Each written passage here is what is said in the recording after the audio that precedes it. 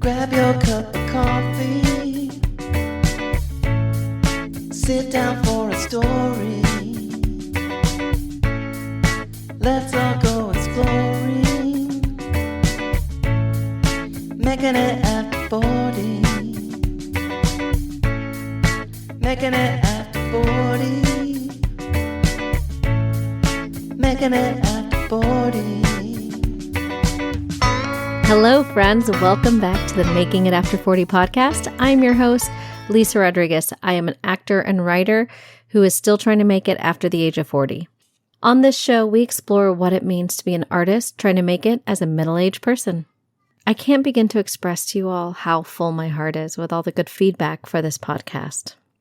It keeps growing, and my guests are all so amazing.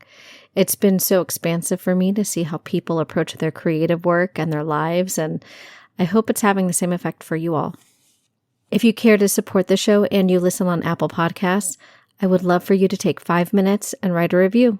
May not seem that important, but it really pleases the algorithm gods, and it helps to get this show to new audiences, which is what I am striving to do. Okay. This week, my guest is Keiko Elizabeth. Keiko is an actress, producer, and filmmaker who came to performing in her 30s after having a full career as a middle school teacher. Keiko and I chat about finding a balance between parenting and career, listening to your gut when deciding which jobs to go after, and how branding can be a distraction from leaning into your true essence. It was such a joy to get to chat with Keiko, as she has led quite an interesting life and doesn't seem to let societal expectations hold her back from anything. Okay, with that, I will leave you to the show. Enjoy! Okay, so today on the show, we have Keiko Elizabeth. Hello, Keiko. Hello. Hey, Lisa. It's so nice to meet you in person. Keiko is another mom in my mom's group. I'm telling you, this mom group has so many incredible, creative, interesting women. It's the best. Yeah. And it's not just creatives. Like there's doctors, there's lawyers, there's people from all different industries. But so Keiko is an actress, a filmmaker. I'm trying to remember. There were so many different things that you do when I was looking at your website. Do you write? You write and produce as well, right? I don't really write. I have produced before, but Yeah. I'm not really a writer now. Yeah. And so Keiko, we'll get into it, but what I thought was really interesting about your story is that you came to performing later in life. You started out as a middle school teacher. And what really resonated with me was the whole idea that you wanted to do something good. You wanted to help people in general. And it seems you've found many avenues to do that, whether it was with the school that you founded, helping kids who are in the juvenile detention program, or now with your art, you found another way to continue to serve people. And then you do a lot of charity work, and we'll get into all of it. So, or as much of it as we can in this hour.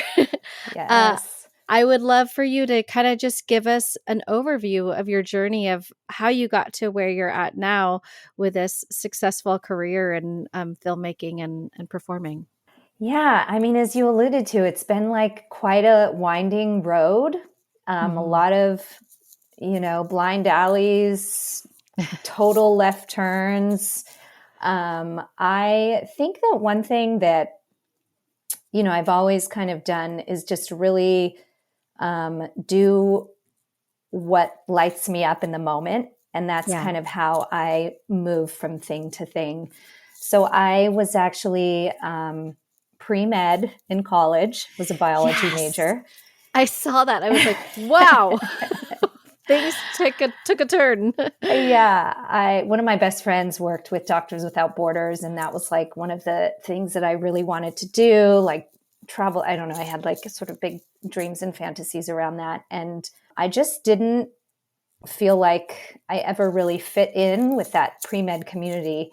Yeah. And I was like, this would be my people for the rest of my life. And I'm not sure that that's something that I want. And then I was a science teacher. So I used my biology degree to teach middle school. As you said, I worked with kids coming out of juvenile hall. I helped to found a K through 8 in Oakland. And I really loved teaching. I got my teaching credential. And I don't do anything like 50%. And so I really burned myself out. I just really, my energy got really sort of drained. And I was just like, maybe I want to go to law school. So I got into law school, and then I ended up kind of turning down this offer. And then I moved. I followed a guy to Hawaii who ended up being my husband. And it was in Hawaii actually that I first started acting. Oh, wow. And I auditioned for a community theater production of The Wizard of Oz. I am not a singer, for the record, but I did get up on stage and sing the Tin Man song. And I just remember I was cast in the ensemble, and I was like, thought it was the best thing I'd ever done in my life. I was like, I can't even remember how old at that time, probably close to 30 at that point. And I was like running around in a green wig. And then I would like have to go and change into like this tree costume. And then I would like go and change into this other thing. And I was like, this is the best thing I've ever done in my life. Yeah. Yeah. And so shortly after that, I applied to a variety of MFA programs. Oh, wow. And I ended up getting into an MFA program at Cal State Fullerton. Okay. And so I got my MFA there. My husband always jokes, he was like, yeah, I was really supportive because I didn't expect you to get in anywhere. I was going to say, did you both move back, or did you just come over for the program and he stayed in Hawaii? Yeah, we did. We moved back together. I think we had just gotten married at that point, and I was pregnant with my son. Yeah. My oldest. It's a good thing I didn't really know what I was doing. Because I don't know if I would have done it. All I knew is that I can only look like the next 2 months in advance. So I knew like, this is the point where I can't fly anymore. And so I have to get over from Hawaii to the mainland before that point happens, because I don't want to take a boat. Yeah. But, I'm sure it's going to be fine when the baby comes. They kind of sleep a lot. They don't even really move around. Like, it's going to be totally fine. Yeah. I had a little bit of that before my first came to. I was like, oh, well, they'll just be there in their little bassinet in the corner. Do nothing. Yeah, we'll just still hang out and watch TV. It's not that big of a deal, right? Yeah. It's not that disruptive. It's basically you're just going to be able to live the same life. Yeah. Woo. We were in for a surprise, were we? Yeah, for sure. So my son was born my 6th day of grad school. Oh my gosh. And it was tough. What did you do then? Did you take a break did you take like a maternity leave type of thing, or 2 weeks off? And my parents, who were divorced, would kind of alternate coming down to stay in my apartment with me, my husband, and we just kind of made it work. Oh my gosh. Yeah. Wow, that is so intense. I can't even imagine. It was really intense. You didn't really have a choice at that point, right? I mean, I guess the choice would have been to like put it on pause, but that wasn't an option in your mind. Yeah. I mean, I didn't think of it that way. Yeah. I didn't think of it as an option. Yeah. My husband's family and my family are both from Northern California. So, I mean, we were kind of down here, and I don't know, I just couldn't see. Wow. But the other thing that was so great, and I just remember feeling so grateful for, was like, I would, be with this baby who's like this incredible new life. Yeah. And then I would go to school, and there was like people dancing in the hallways and like music coming out of the classroom over there. And it was like fame, basically. Yeah. And I was like, there was I couldn't imagine at the time a better thing to be leaving my baby for, basically. Yeah. So I just felt really lucky. Yeah, that's incredible. So then you go back you go back after 2 weeks. I assume it was a 2-year program? It was a 3-year program. 3-year, okay. Yeah. MFA is 3 years. That's right. Yeah. Yeah. And then I graduated, and I guess I was 36 when I graduated. Okay. So old, right? Yeah. Like old in Hollywood. Yeah. Yeah. And I knew nothing. I knew nothing of auditions or agents or managers or residuals, or I knew none of the lingo. I knew none of the things. Yeah. And I just kind of started from zero and, taught myself who to talk to and how to audition and how to get just kind of, how did we do it? I don't know. Did you, did now your, well, I don't know what you call them, colleagues in the MFA program, were they also trying to make the LA thing happen? Was there I know some schools will have like a big audition. You get to go out in front of like a bunch of casting directors and agents. Did you guys have that sort of thing? Yeah, we did. We had a showcase at the end. There you go. There's a word for it, Lisa. Showcase. We did. I can't remember if I took a couple of meetings after that and nothing really panned out for me. So I just kind of, again, like started pounding the pavement, just like, what can I learn? I think that first year that I graduated, I auditioned like over 200 times. Like I would audition for anything. I would go to audition for student films. I would audition for anything. I just auditioned so many times just to start to feel more comfortable with it. And I don't know if I ever even did. Live auditions have always been something that are just harder for me. But there is a learning that happens, Yeah. Like you learn how to get an agent, how to keep calling until you get a no, how to market yourself. You just kind of learn, I guess. Yeah. Well, how did you find your way then? Was there a certain turning point, or did you find like a network of people once you kind of started doing the outreach and auditioning?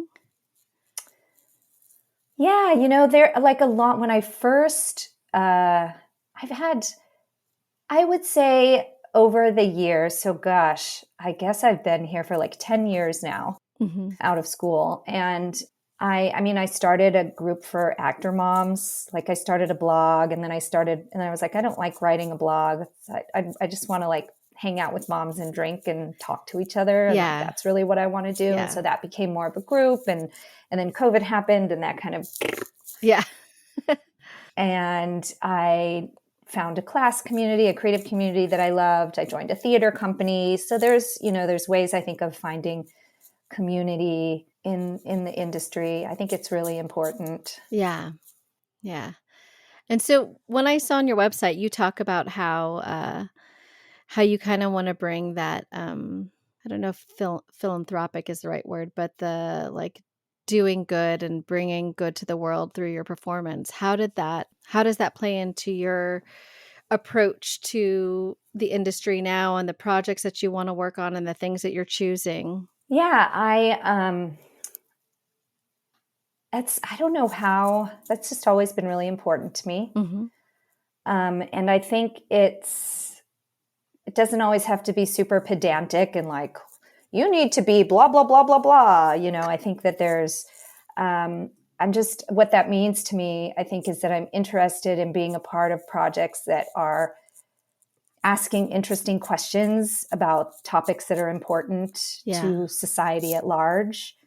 And, I think that can even be found in historical plays. Yeah. Actually, I keep forgetting that City on a Hill was technically a period piece because it took place in the 90s. I was like, that's a period piece? I guess so. And even though it took place in the 90s, it was talking about issues that were surprisingly relevant to today. And I don't know, it felt really good to play my own part in that. And I'm actually in a play right now that opens this Friday. It opens Friday, April 14th.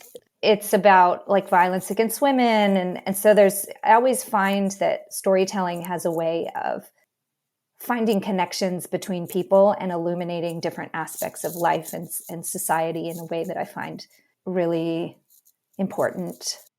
Yeah. Yeah. I know for me, the storytelling is really rewarding because you get to have those connections with the people. And I know from my own experience watching other people tell stories, it's can be very healing when you see something on screen or on stage that uh, relates to something going on in your own life. And it doesn't have to be exact. It can just be that general feeling. And 100%. yeah, it really kind of opens you up. Yeah. Yeah. And I think there's more and more opportunities for that today, than there were 10, 15 years ago. Yeah. So Yeah. it's really exciting. The stories that we're seeing that are coming out to the mainstream are incredible. It's like you said, it's not stuff that we would have seen like 15 years ago, even, or 10 years ago. Totally. Yeah. That part has been really exciting for me. Yeah. Same. And I think as a mother, how do you feel like, I mean, you basically started your career already in motherhood. How is that? Yeah. How do you feel like that influences the work that you do now and the drive? I mean, there's so much that it can impact. I'm really curious about how that is for you. Yeah. I think that it has been a different journey than, say, somebody who really found their creative voice before motherhood. And then motherhood kind of became, I don't know, what am I talking about? Every woman has their own journey. But yeah, I definitely feel like I became a mother and really discovered my artistry and my artistic voice at the same time. Yeah. So it doesn't mean that I'm always like doing things about moms. In fact, like No. I've only done one kid-friendly thing. Like my kids are like, "Can I come to your play?" I'm like, "No, you cannot." But I do think that there's a way in which, being a mother wakes you up to the experience of interconnection in a very visceral way. Yeah. That it's just watching this other being that is like you, but not you, is an experience that changes you, And so it's really, I think, has made me a deeper, more perceptive, more empathetic artist than I would have been if I started acting at like 25 or something like that, Yeah. Has it been a challenge with balancing your family life with your career? Because I know for me, I find it to be challenging. Oh my God. Yeah. It's honestly, it's a little bit easier now. My kids are a little bit older. When they were younger, it was like really, really hard. And my kids are kind of far apart. They're like 5 years apart. So just when it started to get easier, now I had like a new baby. So it's like 10 years of like, oh my gosh, little ones around all the time. But now that they're both in school full time, a couple of years ago, my mom moved down to be closer to where we are. So that's sort of the holy grail of childcare. Oh, yeah. And I think just really, again, like finding a community. Like last night I had to go to rehearsal and my husband was like, I'm running, like I'm going to be not home from work until like 7. And so my daughter went to her best friend's house for dinner. And so just having those people that you can really call upon at the last minute, I think it's invaluable. I wouldn't be able to do it, without them. That community is such a key part to making it all work, is having those people that you can rely on last minute, for sure. Yeah. Especially if you don't have family. But I mean, like you said, it's nice that you have your mom around now, but without, like I say, our parent friends. Yes. I don't know how I would make it work. Yeah. Yeah. I mean, it's impossible. You couldn't. Yeah. There was like that thing, I don't know if you remember before COVID, the commercial thing where people would like watch each other's kids in the audition room, LA. I can't remember the name of the group. Oh, yeah. And then that kind of, a lot of those networks kind of went away during COVID. And so I think they're kind of slowly coming back to be supportive to parents. Yeah.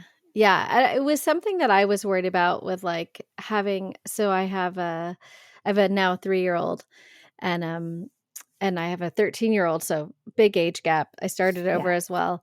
And when I was going to have my second, I was really nervous about what that would do, because when I had my first, I wasn't really pursuing acting in the way that I needed to. I was kind of lost. and like half-assing it. And so now at this point, I'm like ready, I'm having a baby, but I'm also like full blown, like, I gotta get in, gonna take it by storm. And then I was like, how Yes, is all this the going to work? motivation. I had some of those experiences where I would see like people bringing their kids. I'm like, oh, we don't have to hide the fact that you're a mom or that you have a life outside of this industry.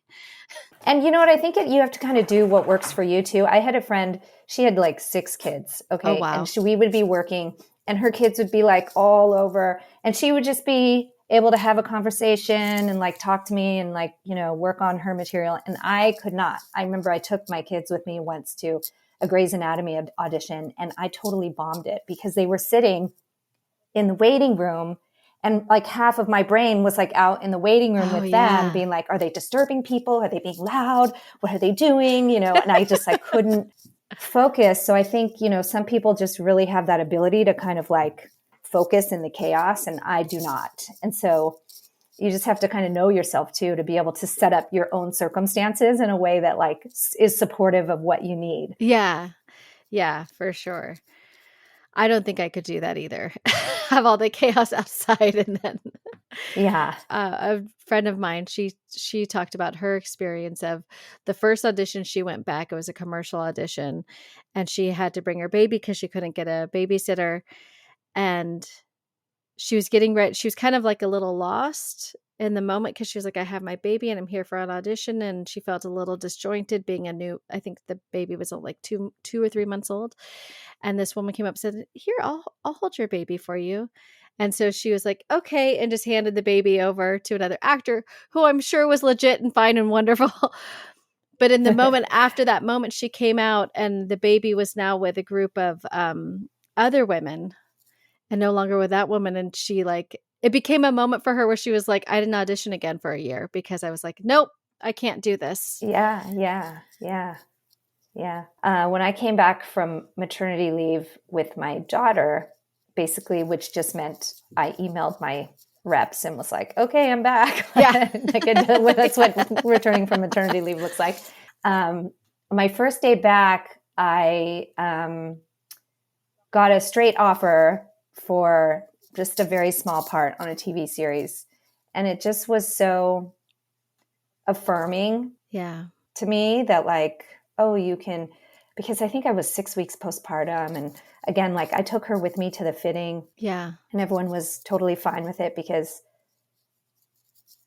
I don't know. I was just like, oh, well, you kind of develop this especially when you have a new baby, when you're kind of in that postpartum haze, you develop a like, oh, well. Yeah. Kind of, at least I did. It is what it is. Yeah. It is what it is. Yeah. Yeah. And it was fine. But I sort of saw that as like a little high five from the universe. Yeah. At that moment. We all need those little moments. That's wonderful. That's really beautiful because I feel like the industry does have such a reputation of not being family friendly.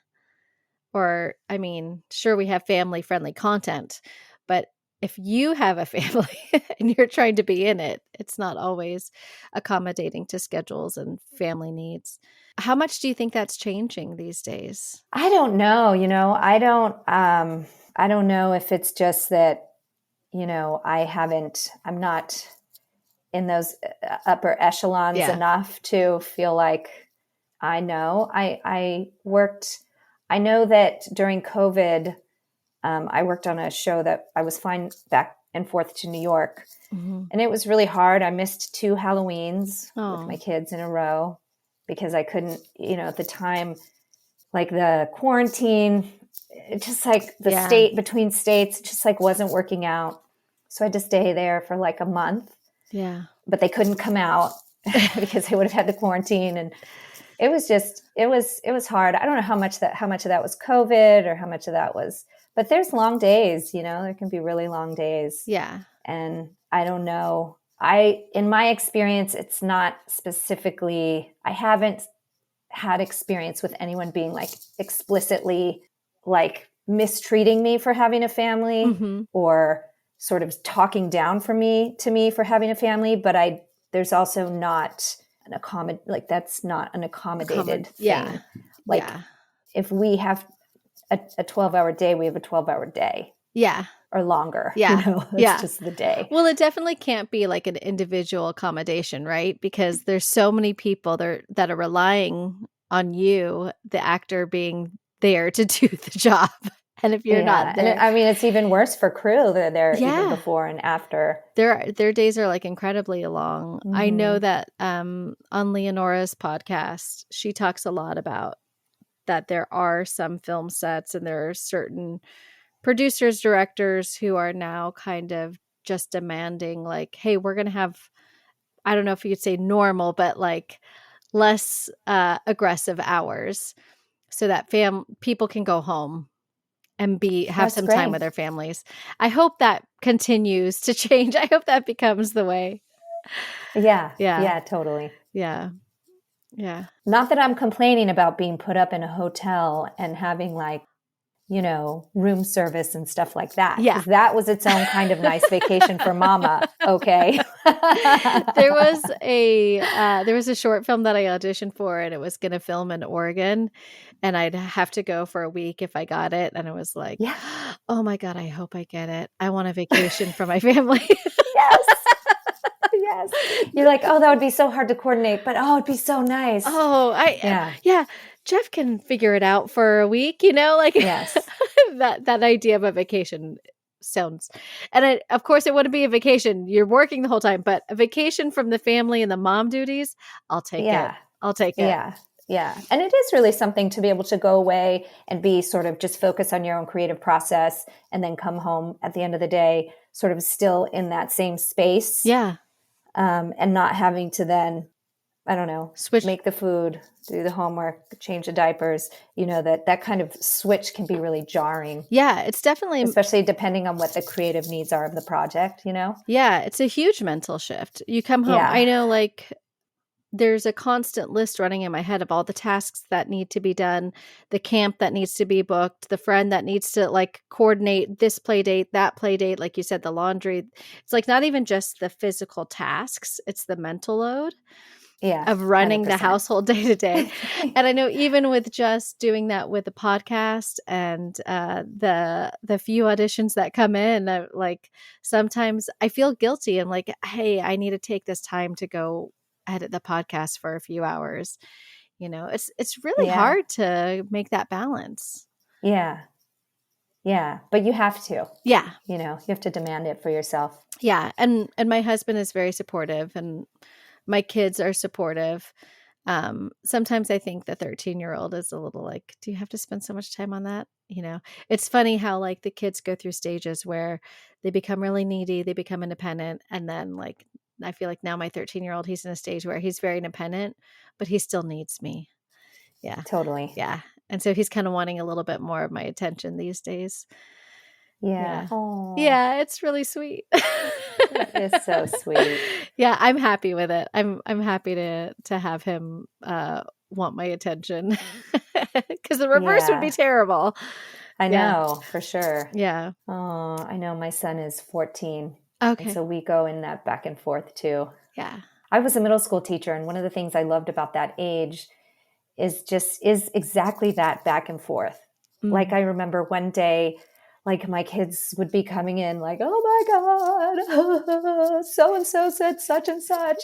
And then the next day they would be, questioning their belief in God and wanting to talk about the origins of the universe, and just that real dichotomy between the childish and the more mature. Yeah. Is really, I loved it.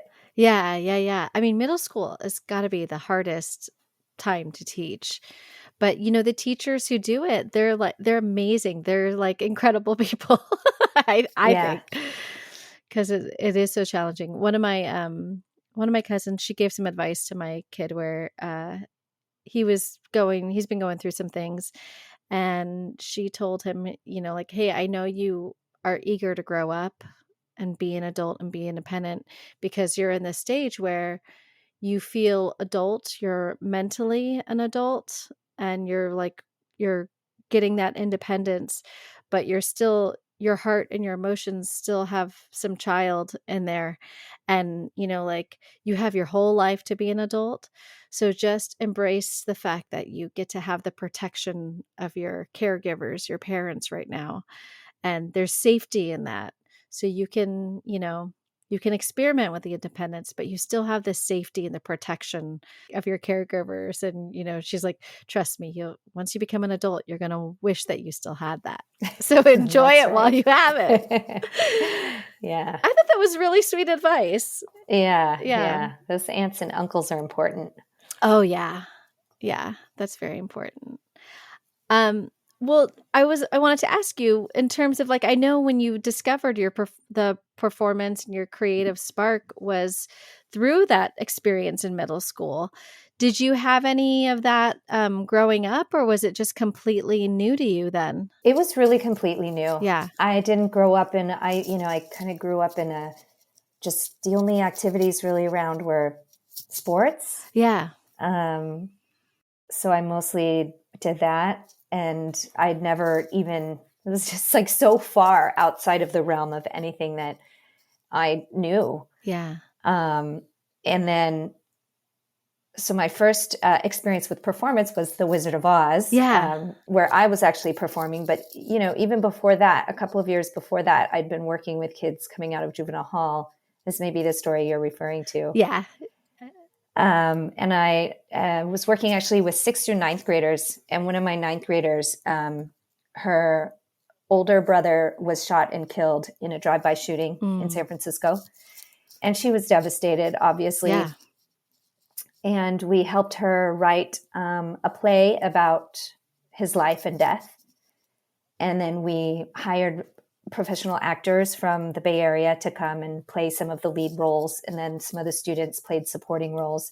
And we basically produced her play in this big auditorium. And there was 200 or 300 people who came, people from different levels of the city government, people from, the community. And it was this huge auditorium. And she was just over the moon, and watching her family kind of see their child's life. And it took months. Yeah. She'd never written anything like that before. And I just remember standing kind of at the back. I think it was a one performance only type of situation. And watching them on stage, bringing this, he was a child, really. He was 17. Yeah. Bringing this child's story to life in the presence of his younger sister and his parents and friends. It was just the most courageous, beautiful thing I'd ever seen. Yeah. And I was like, that's what I want to do.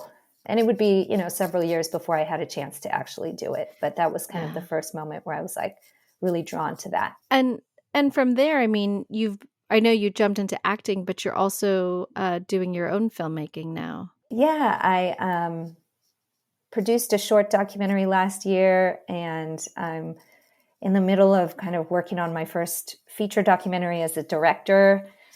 I produced a short narrative web series back in the day when everyone was kind of doing web series, when that was a thing to do.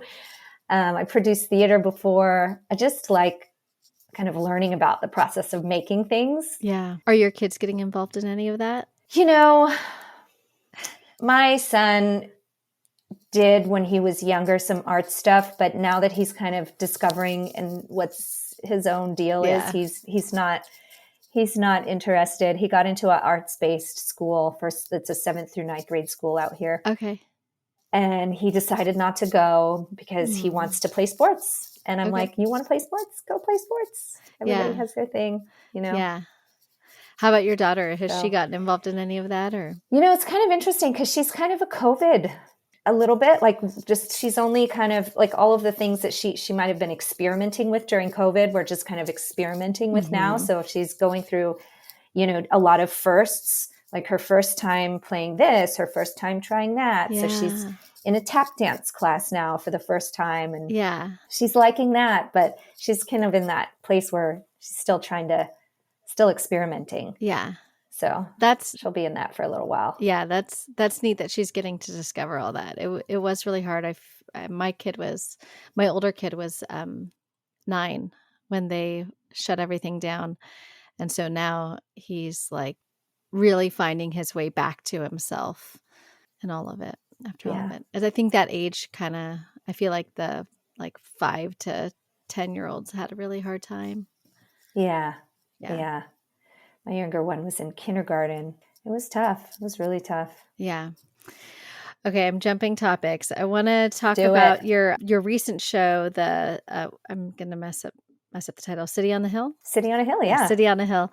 Because I'm curious about, like, that seemed like that was huge for you, and you really in one of the articles I read, you got to talk about how you got to bring some of your racial identity into that. And I'm half Mexican and half white, so like having both ethnicities is always something that I'm kind of I'm curious about how other people approach that and like how that affects their creative pursuits. Yeah, it's really interesting, isn't it? Yeah. Just that dance, especially in our industry, where it's between like your own identity and how you're perceived by other people, Yeah. and there's sort of this fishbowl that exists in what we do that doesn't exist in other professions necessarily in the same way. Yeah. And so that conversation between you and others is a little bit different, because it's like, it's just different. I don't know. Yeah. Yeah. For me, the struggle is always, I feel like they want me to be one or the other, and I'm both. Yeah. And they're both important, you know? So, yeah. Yeah. Yeah. I remember when that was just a self-tape that I did. And then my rep said, you know, the showrunner wants to meet with you, so we Skyped because he was on the East Coast. And he said that, he was very diplomatic. He's a very, very kind man. And he said, you know, I'm sure you know that the character has a personal history with the internment camps. Mm-hmm. Is that anything that you know anything about? So he was sort of very diplomatic in asking, you know, wanting somebody with a connection to that story, obviously, but maybe being very tactful about how to ask the question. I said, yeah, you know, my dad was born in an incarceration camp, and not Manzanar, it was a different one. And so we talked about that. One of his best friends' parents were incarcerated, and he talked about how that impacted his whole life. And so we had a really good conversation about it. And it was just a really nice way to start off that kind of collaboration and that kind of a job, you know, just being able to really reveal yourself to somebody that you're going to be working with in a kind of authentic way. And to be seen, to feel seen, I'm sure. Yeah. And then he said, cool, well, we'll see you in Boston. Oh. And then we hung up, and I was like, Oh, that's so special. Yeah. So yeah, it was really great. We started shooting. We were 3 weeks in when COVID hit. Mm-hmm. So I think I flew back on like the 15th or something. And I ended up flying out of Dulles, Washington, D.C. And it was like totally deserted. There was 2 other people on my airplane. Wow. But it was really, it was crazy. It's so weird to think about. Yeah. But yeah, I mean, it was really that the show was exploring racial dynamics in the various departments of law enforcement in the 90s in Boston. Yeah. And so my character came in season 2 as this sort of top dog on the federal side. And so it was really fun. It was just the funnest thing I've ever done. Yeah. That's really cool. It's really special. And I mean, I have to commend you on the career that you've had, because you only started, you know, you said you're 10 years out of grad school, you know, so many people have worked so hard for so long, and, you know, they haven't had the opportunities that you have. And you've really been able to just like find your voice, find your opportunities, and pave a path for yourself. That's really incredible. That's awesome. Oh, thank you so much. I feel just like not that so many days. So it's nice to it's nice to hear that. I just always looking for my next job, just like everybody else. Yeah. Yeah. So, Yeah. lamenting the things we didn't get. You know what I mean? Like, Yeah. I think I auditioned for the show Beef, and now that it's out, I'm like, I didn't get Beef. You know? Yeah, I have that with Daisy Jones and the Six. I auditioned for it, and so like I almost didn't want to watch it because I'm like, oh, that was like the biggest opportunity I've had so far. So it was like, I don't want to watch it, but I want to watch it because I want to see the person. I want to see the person because I know that's important to see who they cast. And so, and I mean, I can list a number of reasons why I wouldn't have gotten it. One being that my Spanish probably wasn't up to par, but I did watch it and it was like, oh, she was great. Yeah, she deserved that. Yeah. That's a nice feeling too. Yeah. And I think it's yours is coming, Yeah. That one wasn't for me, and that's fine. Yeah. Mine will come eventually. So what do you look forward to as you continue to age in this industry, as you continue to find your voice? Because I mean, like in many ways, you're still like in like early creative days. Like what do you look forward to? Yeah, I think it's just so exciting right now to feel like being over 40 is not like you may as well retire, we're just getting started. There's so much opportunity. There's so much, not just to be chosen even as an actor, but to choose, to create, to decide, to experiment, to connect with people. Yeah.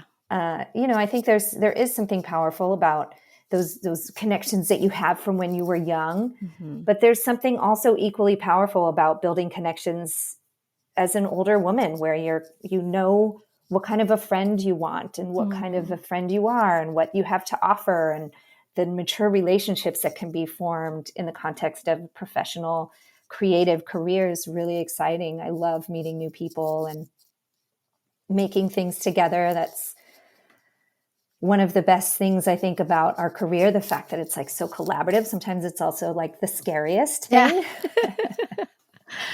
It's like one of the best things. And again, just like following what it is that I want to do, like just getting really good about listening to that true inner voice and then doing what it directs me to do. Like this play that I'm doing right now, a friend of mine called me 2 weeks ago, producer friend, and was like, hey, I'm having to let go of my lead actress. Can you take over this part? Yeah. And it was 2 weeks of rehearsal, 1 week of tech for a two-hander, on stage the whole time. And I was like terrified. Yeah. But also there was like a voice inside that was like, this is the thing to do. Yeah. And so I said yes. So it's just, that's kind of how I choose things, Yeah. I think that's so neat. In our communications, making arrangements for this, I said like, what a compliment from your friend to reach out to you because he knew you could do it. He knew you could handle it, So good job saying yes. But I do think it's important to listen to like you're talking about the intuition. That is something that I'm also trying to tap into more, is like hearing that intuition and knowing when to lean into something and knowing when to like set it aside, or maybe, I don't know. Sometimes I think you get ideas and then they're not necessarily for you, or you can't do anything with them at the moment. So you can put them like over to the side and maybe you'll get back to them later. But I know for me personally, like as I'm trying to navigate where things are in the industry right now, especially, everybody's talking about the potential strikes. I'm trying to lean into like, what is my gut telling me I should be focusing on right now? Where is my energy best served? Because we only have so much energy in a day.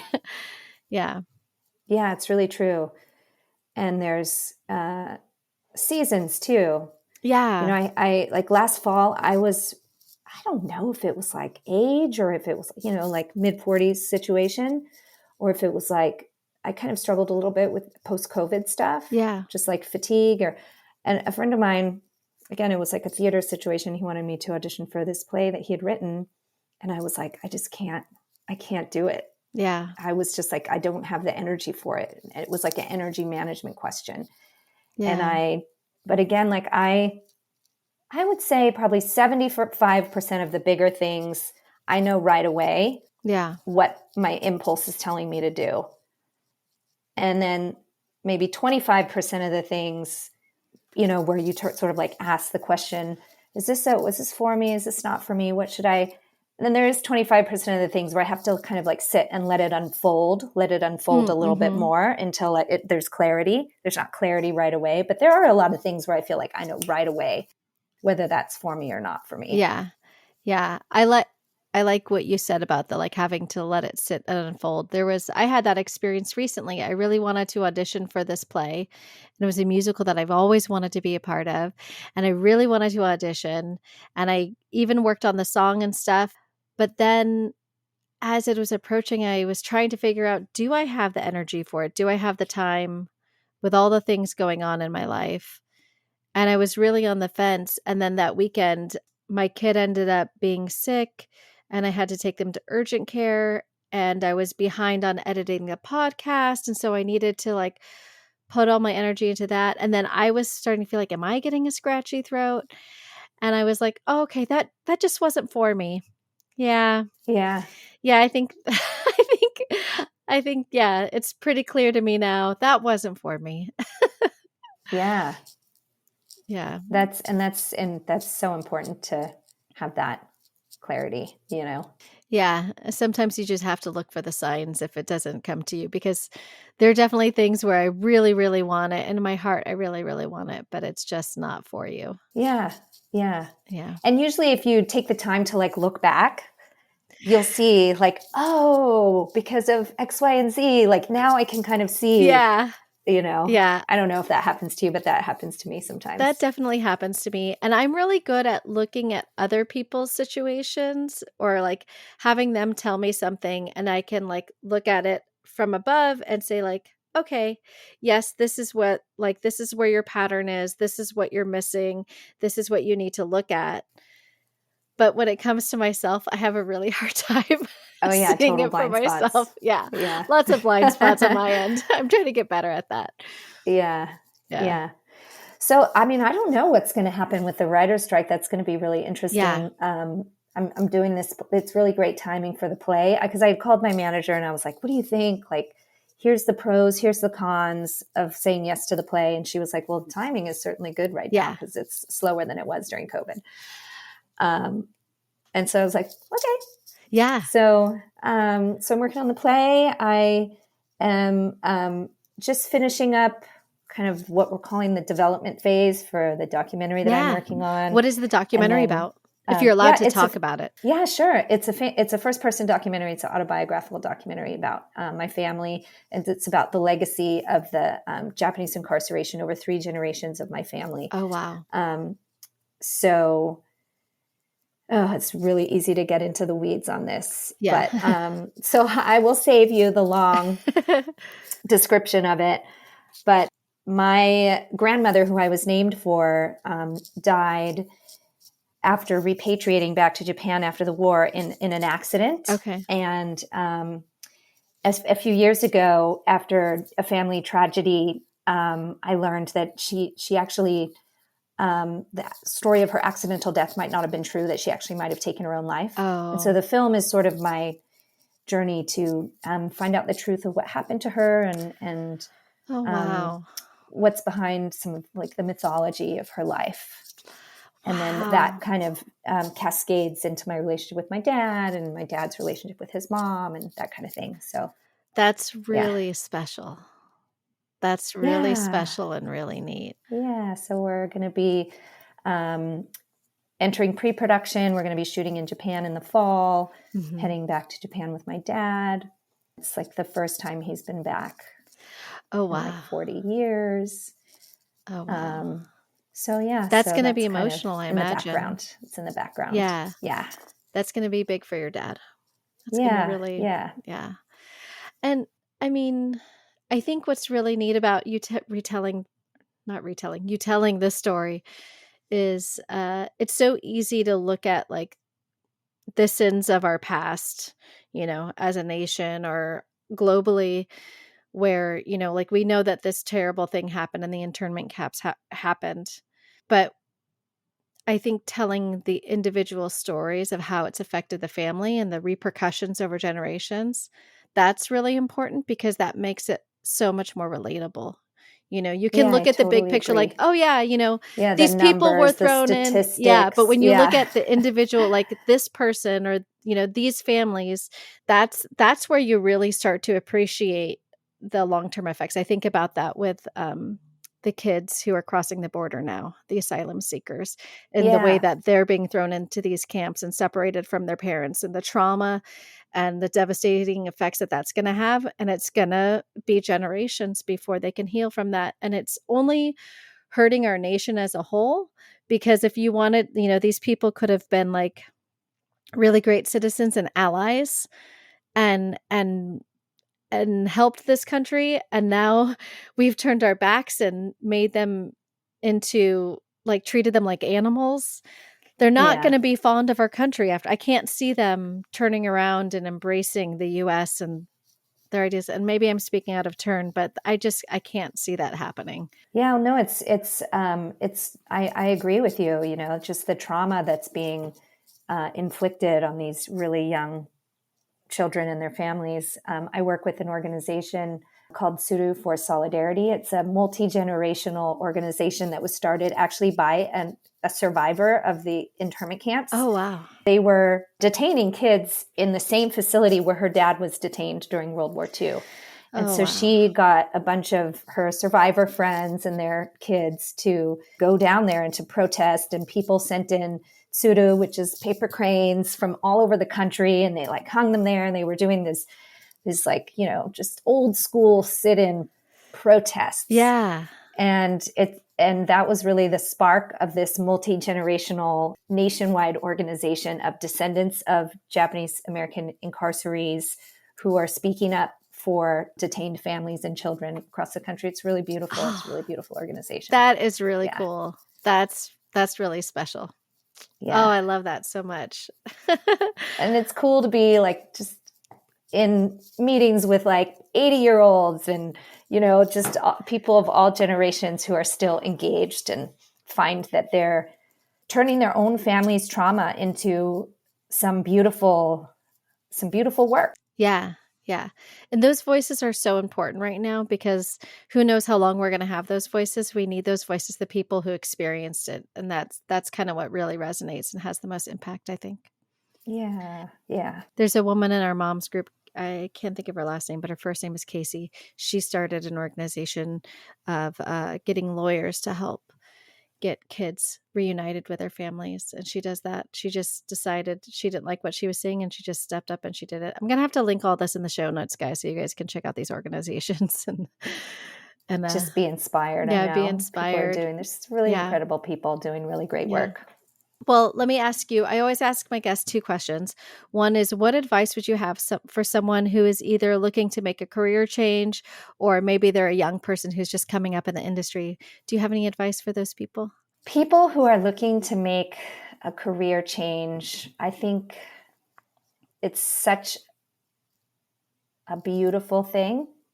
Mm. I say go for it, but also that's not very good advice. What advice would I really give?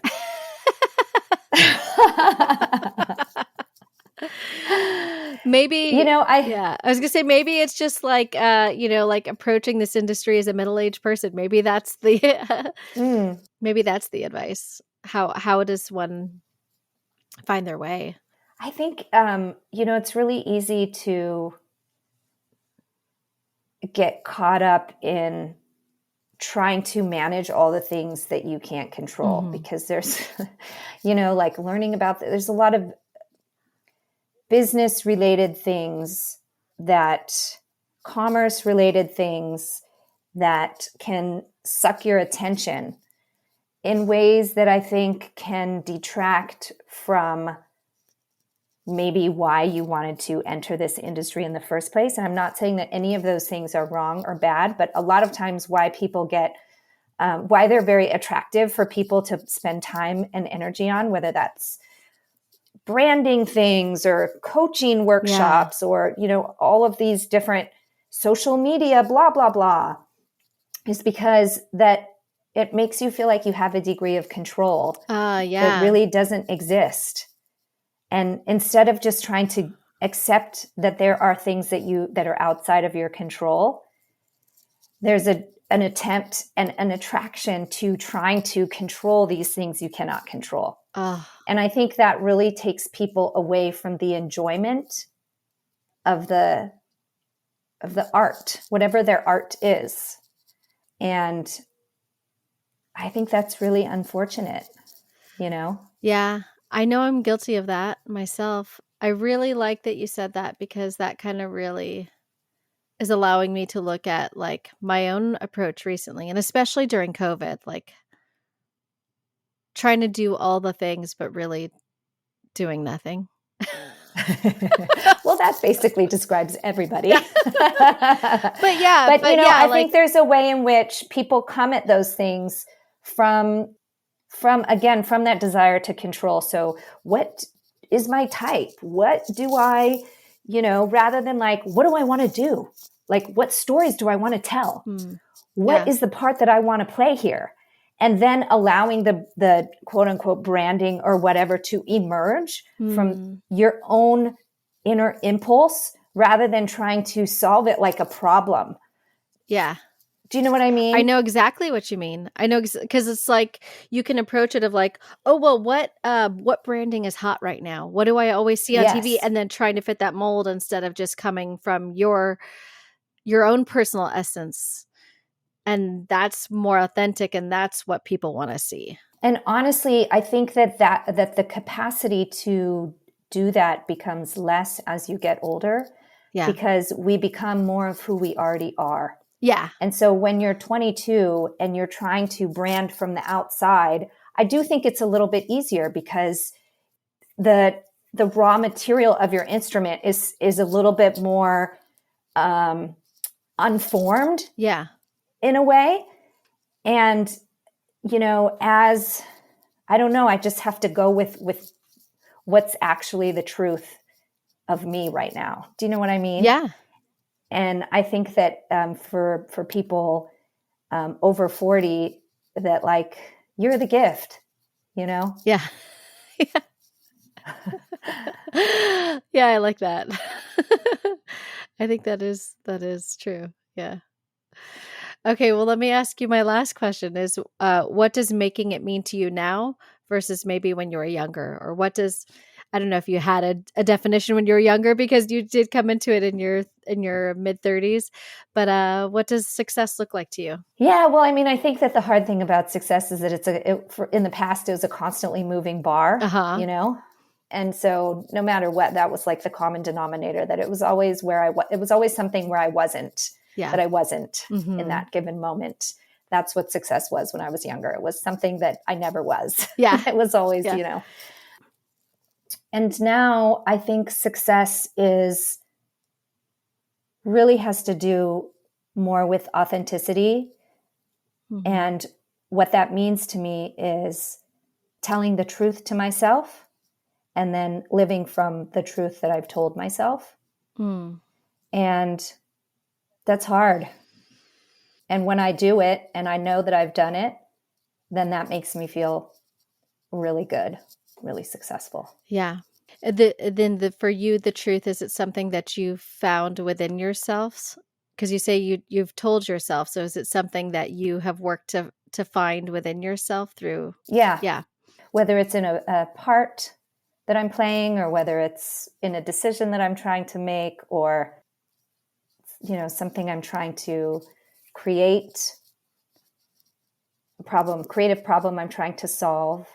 If I do it from a place that's like really true to me, then it feels like a success. Yeah. Yeah. I like that. I'll take it. Well, Keiko, this has been so wonderful. Where can people follow you, and where can they see your work, whether that's the documentary or the show? Yeah, City on a Hill is on Showtime. We were canceled after our third season, but seasons 1 through 3 are really good. Yes. And sometimes I'm on Instagram. Okay. I am so hot and cold with Instagram. I'll go through months where I love it and I'm like all about it. And then there's months where I'm not present. Well, you're just leaning into your truth because you're going through your seasons of Instagram. Exactly. I'm very algorithm unfriendly, apparently. But yeah. Okay, great. And then hopefully we can look forward to seeing your documentary come out in the near future. Yeah. I'm excited for that. Thank you. Thank you so much for taking the time to talk to me today. It was so nice to meet you. Thanks for having me. Yeah. It was awesome. And hopefully I'll get to see you at one of these in-person mom meetups. Yes, definitely. Yeah. All right. All about in person. Well, I'll talk to you soon. Talk to you soon. Okay. Bye. Thank you all for listening to this week's episode. You can follow Keiko on Instagram at I am Keiko, and that's the letter I, the letter M, Keiko. And check out her website, keikoelizabeth.com. If you're enjoying the show, please do not forget to rate, review, and subscribe wherever you listen. And even more importantly, share the show with your friends on social media. I would love to get some more word of mouth followers. Be sure to follow the show on Instagram at makingitafter40, the number 40. And to catch up on what I'm doing when I'm not podcasting, check out my Instagram at Lisa Rodriguez. Thank you all for listening and have an excellent week.